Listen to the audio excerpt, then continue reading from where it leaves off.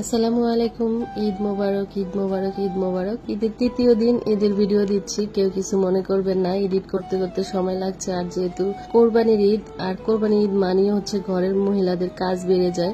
মহিলাদের কাজ কি, পুরুষেরও কাজ বেড়ে যায়, এটাই স্বাভাবিক। সবাই মিলে কাজ কাম করতে হয়। তো সকালবেলা উঠে হচ্ছে সব নাস্তা টাস্তা রেডি করে টেবিলে দিলাম, সবাই মিলে খাওয়া দাওয়া শেষ করে হচ্ছে যে রান্নাঘরে চলে আসলাম। আবারও আপা আসছে। তো আপা হচ্ছে গতকাল রাত্রে বানায় দেওয়ার কথা রুটি, কিন্তু উনি আসতে পারে না, উনি অনেক ব্যস্ত। তো পরে ঈদের দিনই হচ্ছে যে এসে হচ্ছে রুটি বানিয়ে দিয়ে গেল। তারপর হচ্ছে এক গাদা হাড়ি পাতিল ধুয়ে দিয়ে গেছে, ঘর পরিষ্কার করে দিয়ে গেছে।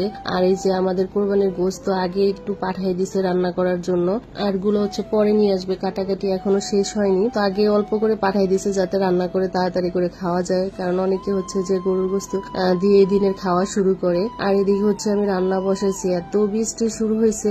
অনেকে হচ্ছে এখনো গরু করতে পারে না, যে এটা দেখে আমার এত খারাপ লাগতেছে, এত মায়া লাগতেছে। বৃষ্টির ভিতরে ভিজতেছে এই পশুগুলো, কি আর করার, হঠাৎ করে বৃষ্টি নেমে গেছে।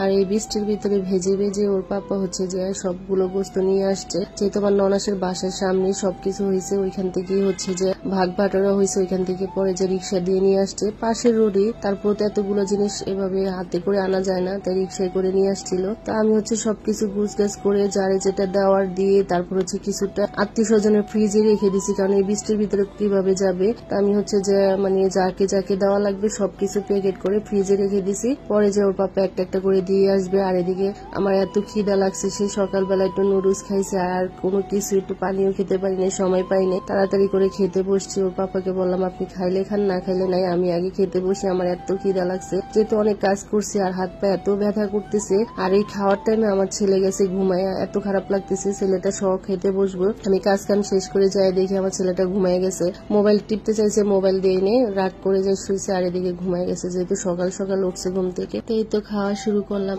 এত মজা হয়েছে মাংসটা, কি আর বলবো। এটার ভিতরে আল্লাহর রহমত আছে, কি বলবো। অন্য সময় এই মাংস রান্না করলে এত মজা লাগে না, আজকে যে মজাটা লাগতেছে। তো খাওয়া দাওয়া শেষ করে একটু রেস্ট নিতে গেলাম, দেখি অরিন চলে আসছে। অরিনের আম্মু আমাদের জন্য রান্না করে পাঠিয়ে দিছে গোস্ত।